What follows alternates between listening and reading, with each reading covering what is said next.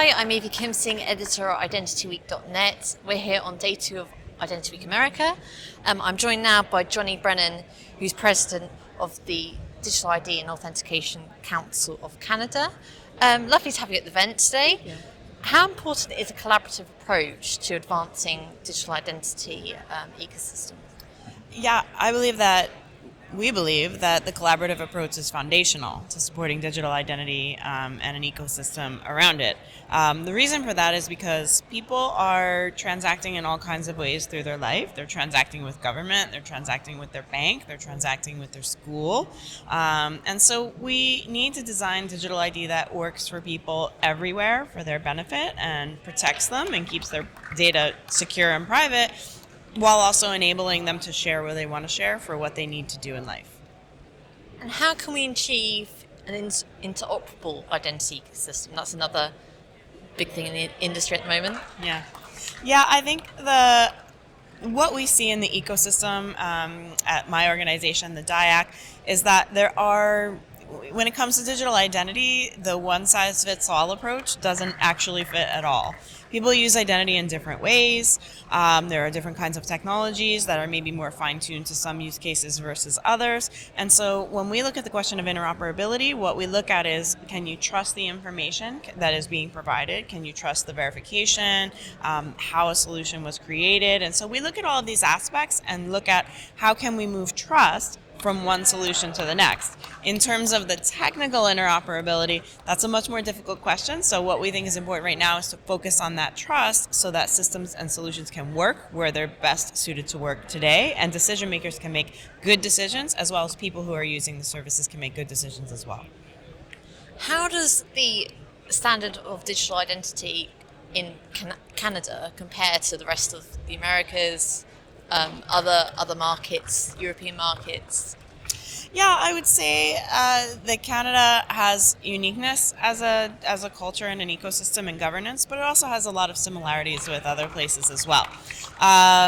From a cultural perspective, Canada does have some of that DNA that I think is shared with the UK and Australia, in the sense that people are very clear that they don't want national identity cards. This is not something that they're demanding. And so having a more distributed approach where we have an ecosystem of credentials, we have provincial credentials, we have federal credentials, but we also have credentials from our banks and our telcos and where we transact, really taking that multi-use and multi-credential approach where privacy is very highly protected is something that's important for Canada. And how have we seen demands from end users and enterprises change since the pandemic in terms of security, trust, data privacy?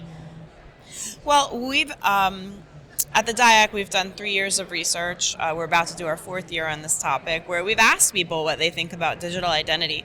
And one thing that we found over the last 3 years is never have more than half, always under half, have some understanding of what digital identity is. So that means when you ask people about digital identity, they don't understand it. That number's been consistent. But in the last year, we started to ask people about, do they want to know what data exists about them, what personal data, and do they want to be able to use that personal data in their life for their transactions?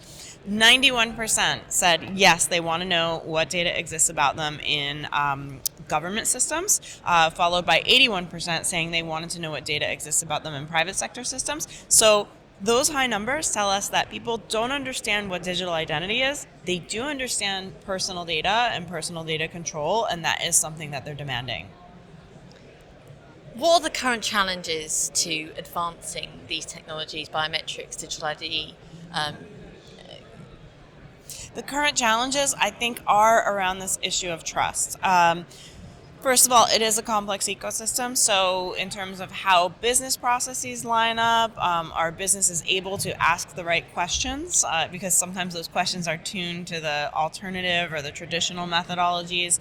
The technical processes, there are different ways of solving these problems technically, and also legislation. We could use legislation modernization in Canada to really define the accountability for how biometrics are used, how they're not used, and how they're protected. So whenever we have some new innovation, people do get challenges around trust because they don't know how it works. There needs to be education. There will always be trust issues. So I think around focusing on modernizing those business processes, ensuring that technology is well formed and well defined to define the needs and the expectations of the customer, the client, or the resident, and then ensuring that our legislation has accountability defined and is both protecting people and businesses, but also empowering them to be able to share and use data like that of biometrics and other data. And finally, what successful initiatives are you involved in? Yeah, I think from a Canadian perspective, we are known for being good at collaboration. So for us, it's very important that we take that collaborative approach, that public and private sector work together. With different orders of government, because we need to design around people at the center. One of the things that we've done is we've developed a pan-Canadian trust framework. This is a framework that sets out a duty of care that people would expect, how their information is cared for, how their data is treated when they're interacting with services. So this pan-Canadian trust framework that's been developed by the public and private sectors to put people's needs at the center is something that we're very proud of, that we've developed and we've launched, and we're about to launch a certification program for that called Voila Verified in the coming weeks. Thank you very much for speaking with me today. Thank you so much for having me.